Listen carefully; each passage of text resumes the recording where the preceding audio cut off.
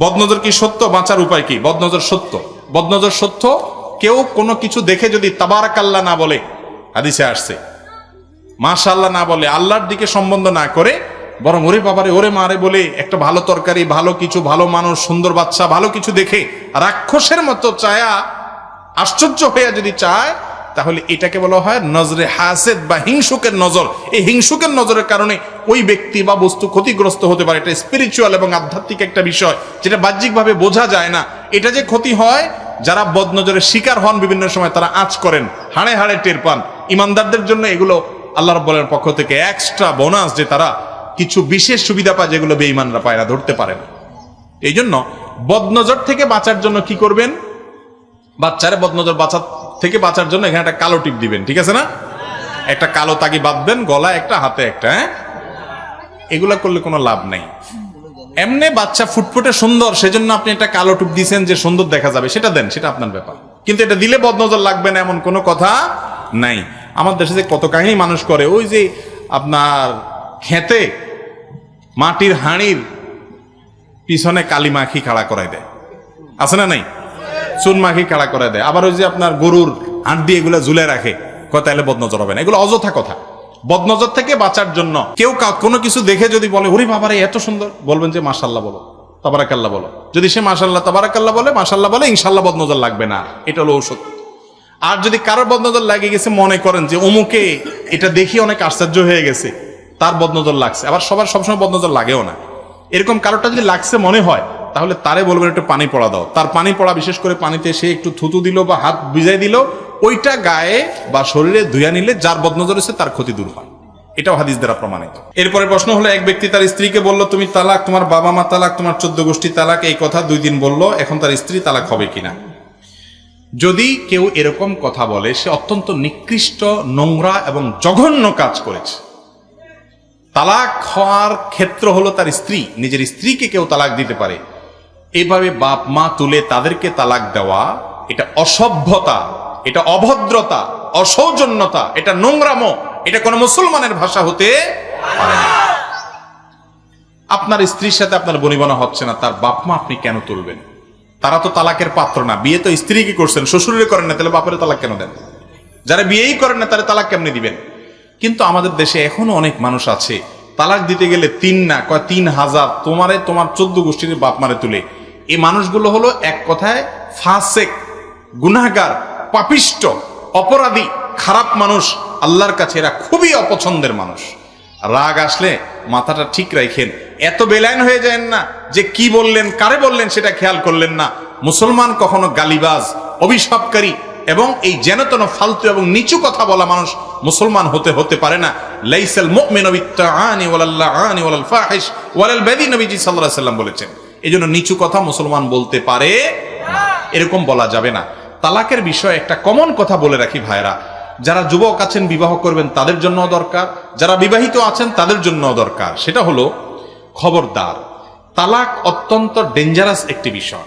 ইসলামে তালাকের চাইতে ভয়াবহ কোনো বিষয় আর খুঁজে পাওয়া কঠিন। এই অর্থে ভয়াবহ যে তালাক যদি আপনি দুষ্টমি করে হাসতে হাসতেও দেন, তালাক হয়ে যাবে। সালাসুন জিদ্দুহুন্না জিদ্দুন ওয়া হাজলুহুন্না জিদ্দুন, 3টা কাজ সিরিয়াসলি করলে যা হয়, হাসতে হাসতে মজা করে করলেও তা ঘটে যায়। ঠেকানো যায় না, পরে আফসোস করবেন কোনো কাজে আসবে। অনেকে আপনাদেরকে ফতোয়া দিবে যে রাগের মাথায় তালাক দিলে তালাক হয় না। এটা ভুল ফতোয়া। রাগের মাথায় তালাক দিলে তালাক হবে না মানে তালাককে মানুষ হাসতে হাসতে মহব্বত করতে করতে ভালোবাসার চোটে দেয়? তালাক তো দেয়ই তো রাগের মাথায়।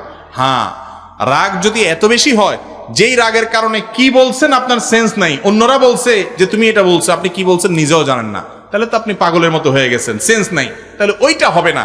কিন্তু আপনি জানেন কি বলছেন, কিন্তু রাগের চোটে বলছেন, তালাক হয়ে যাবে। এই জন্য যারা বিবাহিচ্ছুক অথবা বিবাহিত, আল্লাহর ওয়াস্তে স্ত্রীর সাথে ঝগড়া হয়, প্রয়োজনে একটা ধাক্কা দিলেন, প্রয়োজনে একটু শক্ত কথা বলেন, খবরদার তালাকের কথা মুখ দিয়ে বাহির করবেন না। বেশিরভাগ মানুষ তালাক দিয়ে এরপরে হুজুরের কাছে আসে, বলে হুজুর দিয়া ফেলাইছি, বলি ফেলাইছি, কি করব? ইচ্ছাকৃত বলি নাই। অনেকে বলে যে হ্যাঁ রাগের মাথায় বলে ফেলছে, অনেকে বলে যে আসলে আমার উদ্দেশ্য ছিল না, অনেকে বলে যে আমি এখন তওবা করতে চাই। ভাই, তালাক এমন একটা জিনিস, এটা ছুরি ভরার মতো। একজনের বুক দিয়ে আপনি ছুরিটা ঢুকাই দিলেন, দিয়ে এরপরে বললেন ও সরি, আমি আসলে রাগের মাথায় ঢুকেছিলাম। এটা বললে কি লোকটা জিন্দা হয়ে যাবে? যাবে না ভাই। এখন যদি আপনারে কোনো ইমাম সাহেব, কোনো কাবা শরীফের ইমাম সাহেবরে আনাইয়া তওবা পড়ানো হয় যে তুমি যেহেতু সুরি বললে তার বুকে তওবা করো, তাইলে লোকটা জাতা হয়ে যাবে, জীবিত হবে? যদি না হয়, তালাকটা হুবহু এরকম, সারা পৃথিবীর সমস্ত আলেমরা একমত, একজন আলমদিমতকারী পাবেন না, এত ডেঞ্জারাস বিষয়। সেই তালাকটা কথায় কথায় দেওয়া যাবে? খবরদার, রাগ উঠছে অন্য হাজার কথা বলেন, তালাকের কথা বলবেন না। বলে তালাক তাহলে কখন বলবো?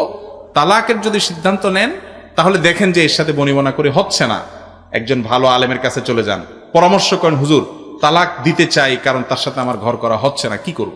মুরব্বীদের সাথে পরামর্শ করেন, তারও আগে অনেকগুলো কাজ আছে, সেগুলো শেষ করেন, বুঝান, শাসন করেন, রাগ করে বাড়ির থেকে বাইরে চলে যান, বিছানা পৃথক করেন, দুই পক্ষের মুরব্বীদেরকে ডাকেন, কোনো কিছুতে হয় নাই, এরপরও তালাক দিতে হবে, ভালো কথা দেন। এখানে বোরে ডাইরেক্ট তালাক দিবেন না, একজন ভালো আলেমের কাছে যায় আগে পরামর্শ নেবেন, হুজুর কিভাবে তালাক দিলে আমার গুনাহ হবে না এবং আমার বিপদটাও দূর হবে, হুজুর পরামর্শ দিবে।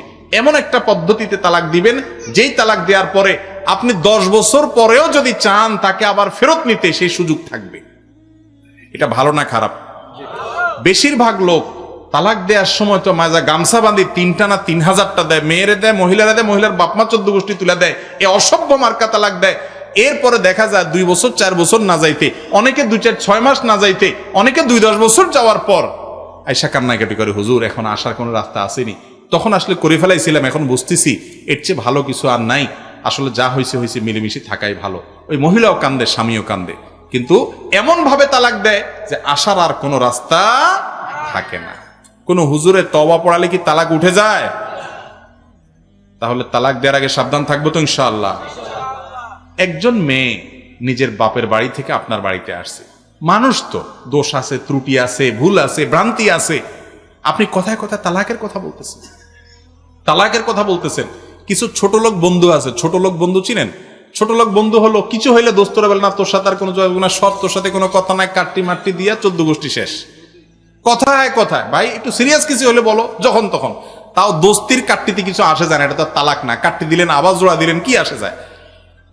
এর চাইতে বড় ছোট লোক হলো ওই পুরুষ যে পুরুষ কথায় কথায় স্ত্রীকে তালাক দেয়। একইভাবে ওই মহিলাও ছোট লোক যে মহিলা কথায় কথায় স্বামীকে হাইকোর্ট দেখায়। হাইকোর্ট দেখানো বুঝেন? কারে থাকো তোমার সংসার রাখো, আমি আমার বারবার গেলাম। এই দুইটার কোনোটাই ভালো। স্বামী স্ত্রী যত মিলেমিশে থাকে আল্লাহ তাআলা তাদেরকে তত পছন্দ করেন। একসাথে থাকতে গেলে দুইটা পাতিল বাড়ি খাবেই, অসুবিধা হবেই। উস্কানি না মানুষের অভাব নাই, বহুত লোক উস্কানি দিবে, বলবে আরে বাদ দে কত আছে, এরপরে যখন ফাঁসি যাবেন এদের কাউকে খুঁজে পাবেন না। এই জন্য মিলেমিশে থাকার চেষ্টা করতে হবে। আল্লাহ আমাদের তৌফিক দান করুন। যদি কেউ তার স্ত্রীকে তালাক দেয় একবার, এরপরে আবারও তালাক দেয়, প্রথমবার যদি এক তালাকের নিয়ত করে সে তালাক দেয়, পরে আবার যদি দিয়ে থাকে, তাহলে তার আরেকটা তালাক দেয়া পর্যন্ত সংসার করতে পারবে। কিন্তু এই ইন্ডিভিজুয়াল তালাকের মাসআলা এরকম সংক্ষিপ্ত প্রশ্ন উত্তরে জানবেন না। আমরা শুধু মূলনীতি বলার চেষ্টা করি এসব জায়গায়। আপনার তালাকটা হয়েছে কিনা, কতটুকু হয়েছে, কতদিনের গ্যাপে হয়েছে, কি করেছেন, কি বলেছেন, কি নিয়ত ছিল, এগুলো একজন ভালো মুফতির কাছে গিয়ে বিস্তারিত বলে তারপরে সমাধান আনবেন, তাহলে ইনশাআল্লাহ সঠিক এবং নিরাপদ সিদ্ধান্ত নিতে পারবেন।